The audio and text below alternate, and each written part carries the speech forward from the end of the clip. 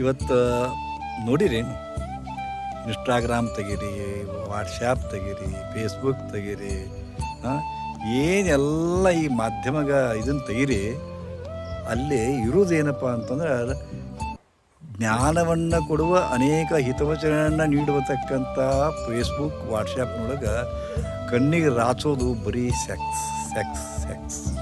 ಹೌದಾ? ಅದಕ್ಕೆ ಹೆಚ್ಚು ವ್ಯೂ ಕೊಡ್ತಾರೆ, ಅದನ್ನೇ ಹೆಚ್ಚು ನೋಡ್ತಾರೆ ಜನ. ಇದನ್ನು ನೋಡಿ ಬುದ್ಧಿ ಇದ್ದವರು, ಬುದ್ಧಿ ಇಲ್ದವರು, ವಯಸ್ಸಾದವರು, ವಯಸ್ಸಾಗದೇ ಇದ್ದವರು ತಲೆ ಕೆಡಿಸ್ಕೊಂಡು ಜಗತ್ತು ಹಾಳಾಗತ್ತೈತಿ. ಅದು ಯಾರಿಗೂ ಖಬರಿ ಇಲ್ಲ ಏನು ಮಾಡೋದು. ಅಷ್ಟಕ್ಕೂ ಈ ಸೆಕ್ಸ್ ಯಾಕೆ ಇಷ್ಟೊಂದು ಇದಾಗಿತ್ತಪ್ಪ ಅಂತಂದ್ರೆ ಅದನ್ನು ಒಂದು ಮನೋರಂಜನೆಯ ಒಂದು ವಿಷಯವನ್ನಾಗಿ ತೊಗೊಂಡ್ರೆ ಎಲ್ಲರೂ. ಮನೋರಂಜನೆ ಹೌದಾ? ಹೆಚ್ಚು ಸೆಕ್ಸ್ ಮಾಡು, ಅದರೊಳಗೆ ಆನಂದ ಸಿಗುತ್ತೆ ಅಂತ ತಿಳ್ಕೊಂಡಾರ.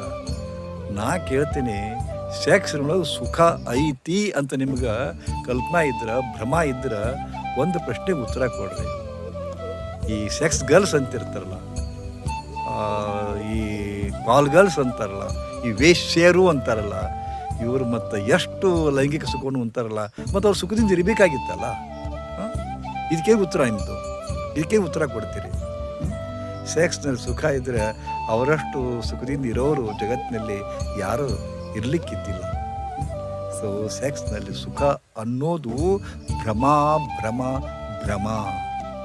ಆದರೆ ಯಾರು ಬೆಕ್ಕಿನ ಕೊಳ್ಳಿ ಗಂಟಿ ಕಟ್ಟೋರು ಎಲ್ಲರೂ ಅದರಾಗ ಮುಳುಗಿ ಏಳು ಹೊತ್ತಿನೊಳಗೆ ಈ ಮಾತು ಅಸಹ್ಯ ಅನ್ನಿಸ್ತದೆ. ನಾ ಮಾತಾಡೋದು ಅಬದ್ಧ ಅನ್ನಿಸ್ತದೆ, ನಿಮ್ಮ ಮತ್ತೆ ಹಿಡಿಸೋದಿಲ್ಲ. ವ್ಯಂಗ್ಯ ಅಂದ್ರೆ ನಾನು ಹೇಳುವ ಈ ಮಾತು ನಿಮಗೆ ಹಿಡಿಸೋದಿಲ್ಲ. ಯಾಕಂದ್ರೆ ಅದರಾಗ ಸುಖ ಐತಿ ಅಂತ ನಂಬಿದ್ರು ನೀವು. ಶ್ರೀ ಗುರುದೇವ್.